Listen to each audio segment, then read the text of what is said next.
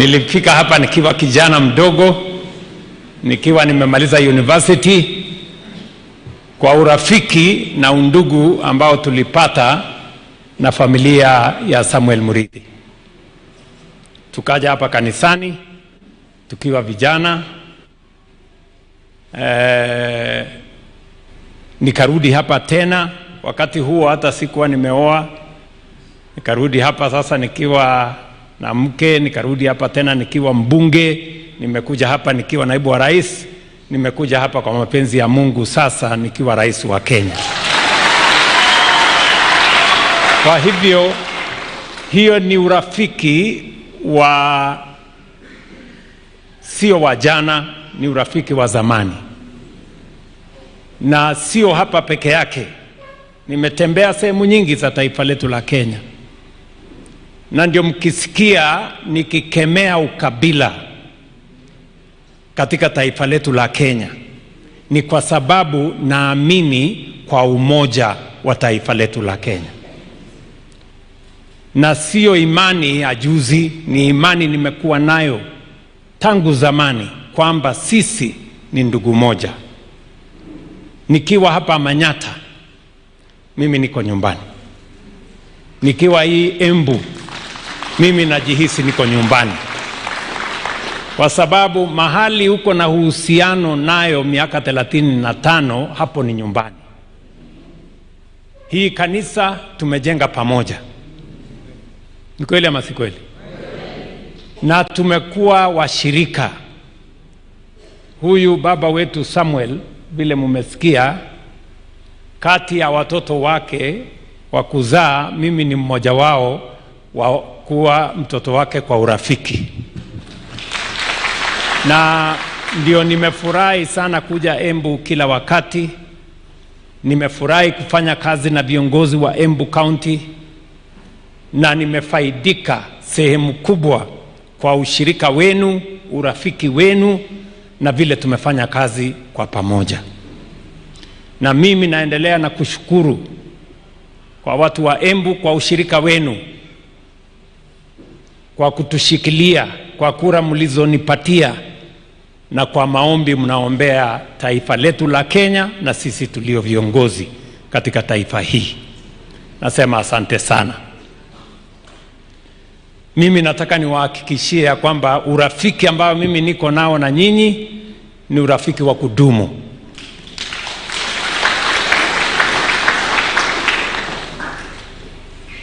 Mimi nilikuja hapa nikaomba kura zenu. Mnakumbuka? Muliniona nikiomba kura zenu? Si nilikuja hapa Embu nikaomba kura? Nikakuja hapa kanisani nikaomba kura. Nikawaambia mniombe. Si mkanipatia kura zenu ama? Mimi nasikia kuna watu wengine kwa majivuno na kiburi wanasema mimi sijakuja kuomba kura Embu, ati wao ndio waliniombea. Mimi nauliza nyinyi watu wa Embu, mulinipigia kura si ndio? Kwa sababu nilikuja kuomba ama? Si nilikuja kuomba kura hapa, mkanipatia, na tulikubaliana vile tutafanya kazi pamoja. So watu watulize boli na kiburi wapunguze, na hiyo madharau wako nayo wapunguze. Mimi nilikuja hapa nikaongea na watu wa Embu, munanijua, munanielewa, na kuna kazi tulikubaliana na nyinyi, na kazi hiyo tulikubaliana na nyinyi, ikifika mwaka ujao tutakuja kusahihisha hiyo kazi. Sikutakuwa na mtihani mwaka ujao? Sikuna yale maneno tulikubaliana ya kilimo? Yes. Mimi niliwaeleza tapunguza gharama ya mbolea, mnajua bei ya mbolea saa hizi. Niliwaambia nitasimamia vizuri maneno ya kilimo. Bei ya kahawa sasa imefika 140 ikielekea 150. Ni kweli ama si kweli? Tulikubaliana maneno ya majani chai tutaipanga vizuri. Niliwaambia tutapanga vile watoto wetu watasoma. Kufikia sasa, pale nyuma tulikuwa na matatizo makubwa ya elimu. Hatukukuwa na walimu ya kutosha. University ilikuwa na matatizo. Hatukukuwa na madarasa ya kutosha. Ndani ya miaka 4 nimeajiri walimu 1,100. Tumeongeza pesa ya watoto wetu kusoma kwa university. Tumejenga madarasa 23,000. Kwa budget ambayo nimesign wiki 2 iliyopita, pesa ya elimu imeongezeka kutoka bilioni 500 mwaka wa 2022 mpaka bilioni 784 mwaka huu. Kwa sababu mimi ninaamini hatutaki mtoto hata moja Kenya akose nafasi ya kusoma. Kwa sababu elimu ndio inatupatia usawa. Watoto wa taifa letu la Kenya wote watakuwa sawa wakipata elimu. Na ndio tumeajiri walimu, tumeongeza madarasa, nimeweka pesa ya kutosha kwa university. Leo nimeshuka pale University ya Embu. Kuna mjengo hapo ilikuwa imekwama miaka 15. Hiyo mjengo leo nimepitia hapo, ni mrembo sana, imekamilika. Kwa sababu ya new funding model tuliyoweka kama serikali kuinua mapato ya universities zetu. Leo hapo Embu University tumeweka pesa milioni 800 ya kujenga hostels ya watoto wetu wa university. Watoto 1,500 watapata mahali ya kuishi hapo katika university yetu. Kumaanisha elimu tunaiinua. Na sio hostels ya university peke yake, hostels ya technical training colleges yetu zote hapa. Tumecommit kwa budget yetu 2.2 billion shillings ya hostels ya TVET. Huyu mama anajua, ambaye anasimamia TVET zetu zote katika Kenya, Mama Esther Moria ambaye anatoka hapa Embu, anajua vile hiyo kazi inaendelea. Tumepanga hiyo kazi nyingine yote ambayo mliniwachia mkaniambia panga hii kazi. Niliwaeleza ya kwamba tutabadilisha maneno ya matibabu. Pale nyuma watu wengi walikuwa wanauza nyumba zao, wanauza ng'ombe, wanauza shamba, wanauza mali yao kulipa gharama ya hospitali. Nimesema gharama ya hospitali tunataka ishughulikiwe na serikali ya Kenya. Hatutaki tena mwananchi auze shamba yake atanalipa gharama ya hospitali. Ndio tukaanzisha mpango ya SHA. Leo Embu County, mpigieni makofi huyu gavana wenu, huyu mama. Embu County 72%, 72% ya watu wa Embu wamejiandikisha ndani ya SHA. Kwa mwaka moja na nusu tumelipa 2.5 billion shillings kwa mahospitali ya Embu County kutibu wananchi wa Embu County. Bilioni 2.5 in 1.5 years. Ile watu walikuwa wanalipa kuuza mali yao, sasa serikali ya Kenya inalipa. Na mimi nawashukuru sana, you are among the 5 best counties in Kenya kwa mambo ya SHA. Katika hii budget nimepitisha ambayo ilipigiwa kura juzi na wabunge wetu, tumeongeza pesa ambayo ni ya kununua madawa. Kutoka bilioni 13 tumeweka mpaka bilioni 19. Kwa sababu tunataka kila hospitali iwe na dawa ya kutosha. Hapo nyuma wananchi walikuwa wanalalamika ya kwamba hakuna dawa kwa mahospitali. Si namna hiyo. Na tumekubaliana na viongozi magovernors wetu. Nimewaita, nimewaketisha chini, nimewapanga vile madawa itapatikana kwenye mahospitali. Kwa sababu ni mpango nilisema nitapanga, kwa sababu tunataka kila sehemu ya Kenya matibabu ifikie wananchi. Ndio tuhakikishe kwamba hakuna mwananchi anawachwa nyuma, hakuna mtu ambaye anauza mali yake kulipa gharama ya hospitali. Mulisikia pale nyuma walikuwa wanasema SHA haifanyi. Wakakuja wakasema inafanya, lakini wakasema inalipa lakini inabakisha kidogo. Bado watakuja kuamini. Hapa kanisani mimi nikitaka niwaulize, kama wewe ama mtu unamjua ama ndugu yako ama jirani yako amelipiwa na SHA, Mko na hiyo ushuhuda ama hamuna hiyo ushuhuda? Si mko nayo? Si ndio? So walikuwa wanasema haifanyi, na ni kitu imesumbua Kenya miaka 30. Kwa miaka 3 sasa tumeweka mtaratara mzuri, na tutahakikisha ya kwamba Kenya hii inabadilika. Na ndio wakati nilikuwa katika harakati hiyo, nikaongea na gavana wenu, nikaambia nimepata nafasi ya kujenga hospitali 2-3. Hospitali ya Siakago nikaambiwa ya kwamba pale ndio iko na matatizo. So kabla ya mwisho wa mwaka huu contractor atakuwa hapo, tumewapatia milioni 450 ya kuwajengea hospitali ya Mother and Child pale Siakago. Wiki hii ambayo inakuja watu wa Italy wanakuja, tuzungumzie level 5 hospitali yenu ya Embu Town hapa. Na tunafanya hivyo sehemu zote za Kenya kwa sababu tunataka kubadilisha taifa letu. Taifa la Kenya imechelewa na maendeleo. Ndio mnasikia hawa viongozi ndugu zangu wanaongea ile kazi tunafanya na wao, kazi ya barabara hizi. Kwanza hii barabara ya Gatunduri kwenda Kagwegori, hiyo barabara niliwaambia naenda kutafuta pesa. Sasa nyinyi mmesema nitengeneze. Sasa itabidi nitafute tu hiyo pesa nipate. So mtanipatia wewe Kobole. Kobole, sasa wewe umeniweka mtego. Umenifanyisha mtihani. Na unakuja kusema hapo katika mahali ambapo mimi naita nyumbani hapa Gatunduri. Sasa nitakosa kujenga hiyo barabara namna gani? Mnaona hii ni mtihani, sasa lazima nipite. So ile barabara nilikubaliana na nyinyi ni ile ya Kevote, hiyo tulikubaliana mpaka kule Ndori. Hiyo barabara tulikubaliana na inaendelea. Ile ingine tulikubaliana ni ya Kevwe Gitimo Ena, hiyo pia tulikubaliana na hiyo inaendelea.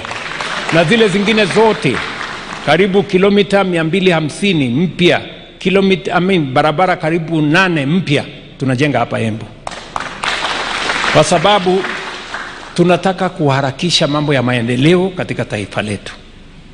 Na kwa sababu mumesikia hawa viongozi wakiongea, tuko na miradi mingi, tuko na mambo ya stima ambayo tunaendesha. Kuna ilikuwa kwama kidogo, mmesikia Karemba akisema ya AFD, lakini hiyo barabara hiyo stima pia usikuwe na wasiwasi, nimeshatatua ile matatizo ilikuwa nayo. You will see a difference. Hiyo itasonga barabara hii. Tuko na soko tunajenga hapa, tunajenga soko 9 mpya. Najua nilikuwa nimeambia mama mboga atafanya mahali biashara mahali mzuri. Sasa hapa Manyata peke yake tunajenga soko 3. Soko ile kubwa ya town ya bilioni 1 na kitu, hiyo itamalizika by December, itakuja ku handover. Soko ya Mbovori inaendelea hapa. Soko ya Keriare pia tunamalizia. Hizo masoko zenu zote 9 ya hapa tunamalizia. Na hiyo ni kazi ambayo tunafanya kwa sababu ndio njia ya kubadilisha Kenya. Tunaelewana jameni? Kwa hivyo watu wa Embu, msikuwe na wasiwasi. Hawa watu wa makelele mingi ni ile inaitwa debe tupu haliachi kutika. Hii mnanielewa? Makelele hii ni tumezoea makelele, lakini wananchi wanajua ni nani wa kufanya, ni nani wa kuongea. Sisi tutashirikiana, na mimi nitasimama kidete. Siwezi kukubali siasa ya kugawanya Kenya kwa mambo ya ukabila na chuki na matusi. Hiyo haitawezekana. Nyinyi mnanielewa? Hiyo siwezi kubali na haitafanyika hii Kenya. Hakuna mtu atagawanya taifa letu la Kenya. Tunataka tutembee pamoja. Mimi nasimama hapa Embu vile mimi nasimama kila sehemu ya Kenya kuhakikisha ya kwamba Kenya inasonga mbele. ukabila inatugawanya, inatufanya wadhaifu. Ukisikia mtu anagawanya wananchi, ati hawa ni wa mlima, hawa ni wa bonde, wale ni wa bahari, wale ni wa Jaluo, hawa sijui ni Tugunia, wale ni sijui ni Tongati. Huyo mtu ni mtu mjinga, hana akili. Hiyo ni ujinga. Kugawanya watu haiwezi kupeleka taifa letu la Kenya mbele. I want to assure you people of Embu, tutatembea hii safari pamoja, na Kenya tutabadilisha, na tutabadilisha kwa miradi na mipango ya maendeleo. Tulianzisha program ya housing fund. Leo tunajenga affordable housing, tunajenga masoko, tunajenga hostels. Nafasi imepatikana ya vijana wetu, karibu vijana 1700 wanafanya kazi ndani ya affordable housing, ya hostels, ya markets. Tulianzisha fund ya primary health, tukaanzisha fund ya social health insurance fund, tukaanzisha fund ya emergency. Ndio sababu leo Wakenya milioni 31 wamejiandikisha ndani ya SHA, na sasa tunapanga mambo yao ya matibabu. Tukaweka pesa kwa mambo ya elimu. Leo watoto wetu tumeweka elimu sawa sawa. Tumeajiri walimu, tumejenga madarasa, funding ya university iko sawa, tunasonga mbele. Tumeweka fund sasa ambayo nimeweka sahihi juzi, ambayo inaitwa National Infrastructure Fund. Sababu ya mambo matatu ya muhimu. Number 1, tuweze kuwa na umeme ya kutosha, ama energy ya kutosha, ambayo itatusaidia kuendesha viwanda, itatusaidia kuunganisha teknolojia na kupeleka Kenya mbele. Number 2, kuhakikisha kwamba tunazalisha chakula ya kutosha, tunajenga dams, tunaweka irrigation. Nyinyi mnajua tuko na dams ambayo tumezungumzia hii Embu miaka. Ni kweli ama si kweli? Yes. Hapa Embu tuko na dams kubwa ambayo inaweza kutusaidia kwa kuzalisha chakula na kuweka irrigation. Ya tatu ni mambo ya infrastructure. Mimi nakubaliana na nyinyi 100%. Mmenieleza hapa, mmesikia hata huyu Kobole anasema iko barabara nyingine sijui mita ngapi hapa, sijui inasunguka hapo naenda kona hii, na hiyo inaendelea kila mahali ya Kenya. Na ndio nilisema kama tutafanya mambo ya barabara ya kutosha, hatuwezi kufanya vile tunafanya hii kidogo kidogo, mara kilomita 5, 10, 20 hapo. Lazima tuwe na a bigger picture. Na ndio nimetengeneza National Infrastructure Fund. Wengi hawakuamini ya kwamba itawezekana. Leo vile nchi zingine zimefanya,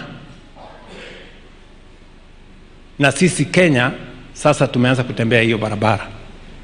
Hiyo National Infrastructure Fund tumetoa pesa kutoka Kenya Pipeline 100 billion.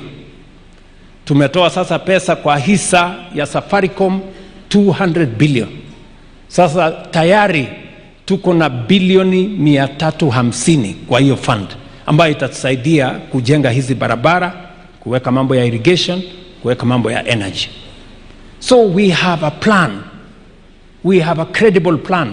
Sisi hatuongei tu kuongea, tuko na mpango na mtaratara sawa sawa, ile ambayo itatuwezesha yale mahitaji ambayo wananchi wanatueleza itatengenezwa na itafanyika kwa njia gani. Na ndio mimi nawaeleza nyinyi watu wa Embu na wa Kenya wenzangu, kila kiongozi ambaye anatafuta uongozi Kenya apigwe msasa, asikuje tu na makelele, Wandam Kazongo sijui nini. Hapana, tunataka kujua mpango ni gani. Hawa watu wengi mpango hawana, hawajui ni nini itaendelea baada ya hapa. And that is why Kenya imekwama siku mingi. Yale mambo yalikuwa yamekwama siku mingi ndio tunakuamua, tunasongesha mbele. I want to assure you we are going to move together hakuna shida itatokea Kenya, mambo ya fujo haitafanyika, vita haitafanyika, tutakuwa na amani, watoto wetu watasoma, Kenya itasonga mbele na Kenya itabadilika tukiona na macho yetu. That's how we are going to do it. Watu wa Embu tunaelewana? So we have a clear plan on how to move Kenya to a first world nation. Demonstrable, practical, clear, funded plan on how we are going to make Kenya a first world country. Wale ambao wanaendelea na makelele, najua naona hata watu wengine wanasema hapo sijui tutamfundisha ati Ruto siasa. Sasa wewe mtu one term MP utanifundisha mimi siasa kweli? Mimi nimekuwa around bwana kwa muda mrefu. Ama namna gani? Yes. Na mimi si mtu ya kuombewa kura, mimi ni mtu ya kujitetea na Mungu yangu na kazi ile mimi nafanya. Si ndio? So asanteni sana, mimi nimefurahi sana kuwa hapa Embu. Na msikuwe na wasiwasi, mimi nitakuwa hapa tena na tena na tena na tena. Na nitakuwa hapa. Na watu wa Manyata msikuwe na wasiwasi, hii Manyata haiwezi kurudi nyuma, mimi nitahakikisha inasonga mbele. Kwanza hii Manyata, kwa sababu mimi ni mtu wa Manyata kwanza. Sikatondori hapa ni Manyata. Ama kwani mnafikiria kwamba mimi nitawachilia hii Manyata ibaki nyuma na nikatondori mahali mimi najuana? Inawezekani hiyo? Si ndio? Wakupiga kelele waendelee na makelele. Soko nitahakikisha inajengwa, barabara nitahakikisha inajengwa, nitahakikisha hospitali itajengwa, nitahakikisha kwamba stima itaunganishwa, msikuwe na wasiwasi. Tuko kama tunaelewana? Tuko pamoja? Yes. Na mimi nashukuru hao wabunge wangu wa hapa Embu. Hao wabunge saa zingine karibu nakosana na wao. Kwa sababu wananisumbua. Simu, WhatsApp message, gate, nini. Na mambo yao ni hii barabara bado, hii stima bado, hii. Lakini mimi nataka niwaambie hawa watu ni watu wa kujituma, wapigieni makofi. Na washukuru mumenipatia watu wengi ambao wananisaidia katika hii serikali kuiendesha. Na mimi nimefurahi sana kufanya kazi na watu wa Embu. Niko na chairman hapa, niko na directors hapa, niko na CEOs hapa, niko na watu wengi, PSS wawili wako hapa. Hawa watu wote hebu simameni, hawa watu nimewapatia kazi, simameni hapa. Directors, board members, chairman, nani. Sasa ona hii dunia yote hii. Karibu mtu na huyo Ndwiga kwanza, mimi nataka huyo Ndwiga anisaidie kwa mambo ya kahawa. Mnakubali huyo Ndwiga akuja anisaidie kwa mambo ya kahawa? Si ndio? Huyo mama wa fisheries tumempatia kazi juzi. Hawa wawili ni PSS wangu. Huyu ni chairman wangu wa NSSF, huyo mungwana. Kwanza huyu angewaambia NSSF wakati nimekuwa rais ilikuwa na bilioni 312. Leo iko na bilioni 680. In just 3 years. Si huyu ndio chairman? Mtamuuliza ile maneno tumefanya. Huyo ni CEO wa Consolidated Bank. Hawa ni chairman, directors, mtadai hapo. Huyu ndugu yangu Musakwa, nilikuwa nimemsahau. Huyu John Mushiri, mnajua alikuwa anafanya kazi na mimi. Akafanya maneno na SES hapo, ikaenda vile ilienda. Lakini huyu sasa ni commissioner. Yeye ni member wa National Police Service Commission. Si ndio? Anafanya kazi mzuri. Huyo Genesio alikuwa mtu anashindana na huyu Muriuki huko Mbere South. Sasa ni chairman wangu wa Dairy Board. Nasikizeni watu wa Embu. Sasa Kenya tulikuwa tunazalisha maziwa 4.6 billion liters in 2022. Leo tunazalisha 5.4 billion liters. Kenya sasa ndio nchi namba 1 kwa bara la Afrika kwa kuzalisha maziwa. Bwana chairman, you and your team have done a good job. Na ule mwingine ni muungwana chairman wangu wa NEMA, Bwana Mugo, ketini chini. Sasa nyinyi watu wa Embu, mnataka kuniambia ya kwamba hii serikali si yenu? Ile kiti imebaki si hii tu yangu, hii nyingine yote mmechukua. Huyu waziri mkuu, mpigeni makofi huyu waziri. Huyu waziri ni mtu ya kujituma, mpigeni makofi sana. Najua niliona vile Ndwiga alikuwa anasaidia mzee Kibaki, nikasema hata mimi wacha nichukue huyu anisukumie. Na wanafanya kazi mzuri, wapigeni makofi. Na nimefurahi sana kufanya kazi na wao. Hawa wabunge na kiongozwa na gavana wetu. Huyu gavana pia mnajua ndio chairman wa chama inayotawala ya UDA. Huyu mama. Hii mnaelewa hiyo kweli? Yes, yeye ndio kusema pale asipotia sahihi unakosa tikiti ya chama. Na amefanya kazi mzuri, ndio chama inasonga. Na huyu mama mnamjua ndio PS wangu wa mambo ya TVET, na anafanya kazi mzuri. Watoto wameongezeka wa TVET kutoka watoto 360,000 in 2022 saa hizi ni almost 1.2 million. Mimi mnanielewa? Pigeni makofi huyu mama Moria. Na huyu sasa ndio mama ya SHA, na kupanga watu kwa matibabu na CHPs na kila kitu. Pigeni Mudhoni, huyu anafanya kazi mzuri sana. Si ndio? So sisi wote ni jeshi moja na tunafanya kazi hii kwa pamoja tukienda mbele kama watu wa Embu.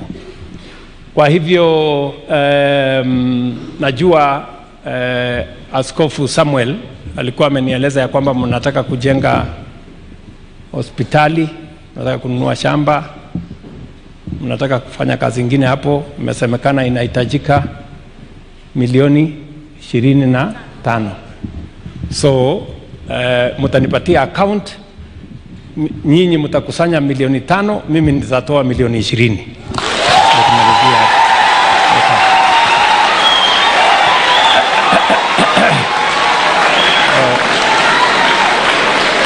Sawa. Alafu mtaendelea na hiyo ingine pale mbele. Sasa nyinyi si mnajua mimi niko nyumbani jameni? Si ukarimu inaanzia nyumbani? So lazima nianzie hapa kusukuma kazi ya nyumbani iweze kusonga mbele. Kwa hivyo asanteni sana. Mwathani amurathime. Mungu awabariki.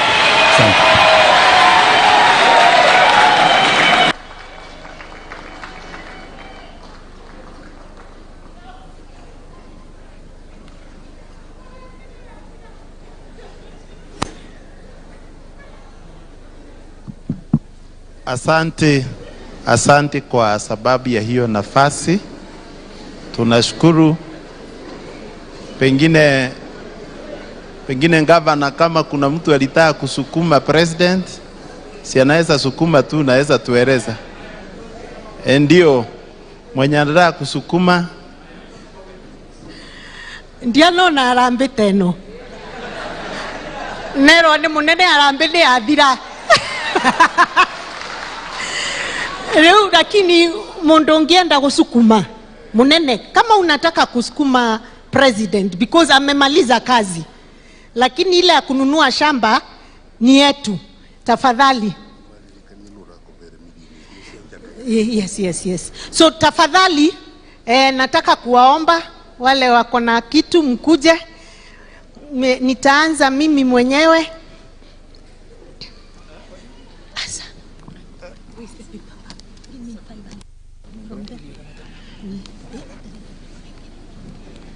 Alafu nengera sisi kwa